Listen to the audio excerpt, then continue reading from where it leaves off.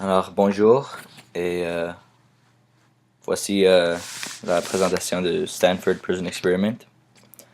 Alors Stanford avait organisé une expérimentation visant à étudier les effets psychologiques d'être un garde de prison ou un prisonnier dans une vraie simulation de prison.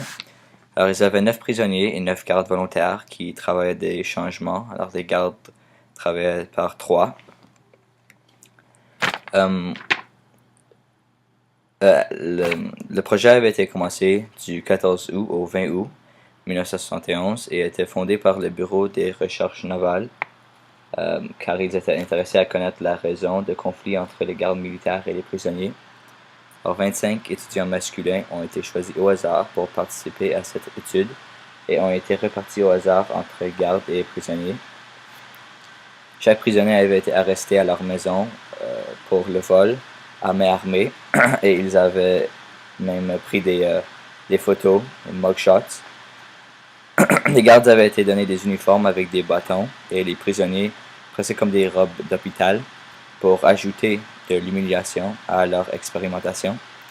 Cette expérimentation a pris place dans le sous-sol du département de psychologie à Stanford. Les rôles. Alors, les participants ont pris part à leur rôle plus loin que prévu par les chercheurs. Exemple, les gardiens exerçaient de la torture psychologique aux prisonniers pour prouver l'autorité, comme le régime cellulaire, donc solitary confinement. Et aussi, des fois, ils ne les laissaient pas utiliser la salle de bain et ils donnaient des seaux dans leurs cellules. Donc, ils devaient faire leurs besoins et ça sentait beaucoup l'excrément dans leurs cellules. Et aussi pour les prisonniers, on les avait mis des chaînes sur les pieds pour améliorer la réalité d'être en prison. Et aussi, on les faisait faire beaucoup de push-ups. Durant la deuxième journée de l'expérimentation, les prisonniers se sont barricadés dans leurs cellules en plaçant leur matelas en face de la porte. Les gardes d'autres heures, d'autres shifts, ont accepté de travailler plus longtemps pour aider à régler cette révolte. Et les prisonniers ont décidé de faire ça pour protester contre la violence que présentaient les gardes.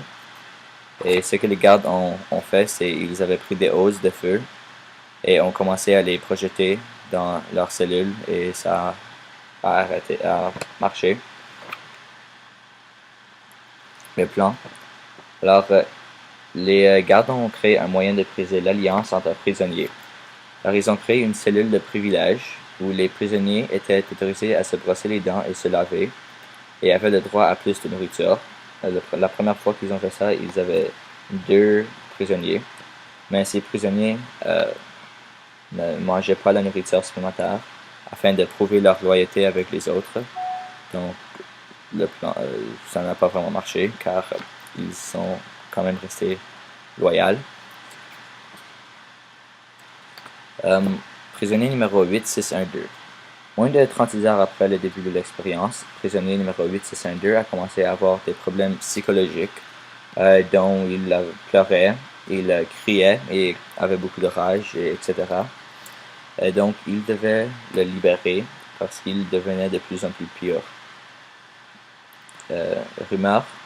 Plus tard, une rumeur a été entendue par un garde que prisonnier 8612, qui avait été libéré, reviendrait avec l'aide pour sortir le reste des prisonniers.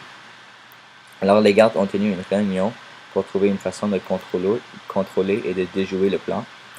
Le surintendant, un faux, est même allé au poste de police pour voir s'ils pouvaient utiliser leur ancienne prison pour mettre les prisonniers pour un petit moment, mais la police a rejeté leur demande.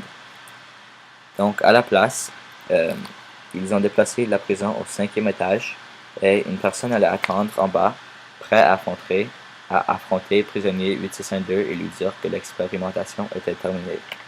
Mais il n'est jamais venu et les prisonniers ont été ramenés à leur cellule régulière et aucune donnée n'a été prise ce jour-là en raison du temps qu'il a fallu pour reconstruire la prison au 5e étage puis le reconstruire au sous-sol. Alors la visite des parents. Quelques parents sont venus pour voir leur fils car ils étaient inquiets qu'il n'était pas vraiment bien traités.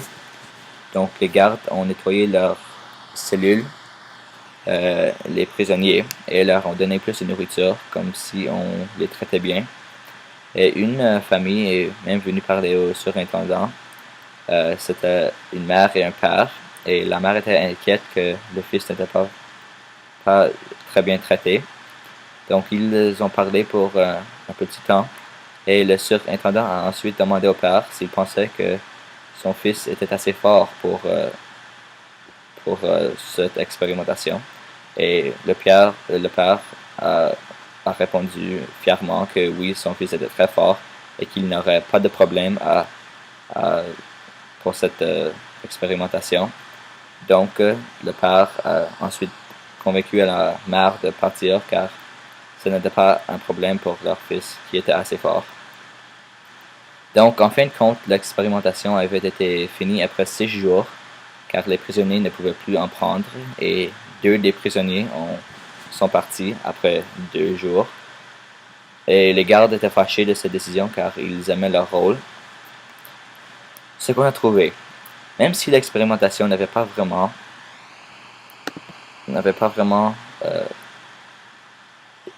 été un succès, on avait quand même trouvé des informations pertinentes plutôt concernant les gardes.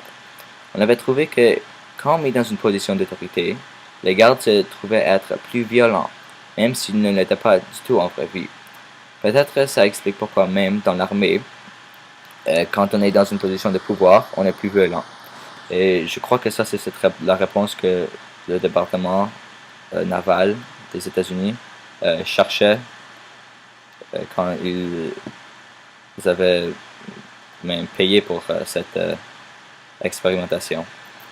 Donc, en général, c'est tout. C'est l'expérimentation de Stanford. Et merci.